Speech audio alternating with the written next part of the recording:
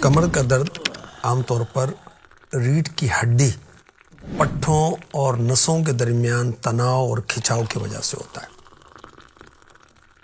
جو ماہرین ایکسپرٹس ہیں وہ یہ کہتے ہیں کہ یہ درد جو ہے یہ ریڑھ کی ہڈی کے مسائل بڑھنے کا سبب بن سکتا ہے، کینسر کا سبب بن سکتا ہے، اعصابی بیماریوں کا سبب بن سکتا ہے۔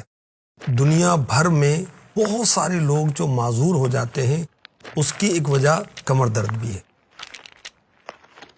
تو اگر کسی کی کمر میں درد ہو تو فجر کی سنتیں اور فرض ان کے درمیان 41 ٹائمز 41 مرتبہ سورہ فاتحہ پڑھنی ہے۔ ہر بار بسم اللہ الرحمن الرحیم بھی پڑھے، انشاءاللہ الکریم کمر کے درد سے شفا حاصل ہوگی۔ صلو علی الحبیب صلی اللہ تعالی علی محمد۔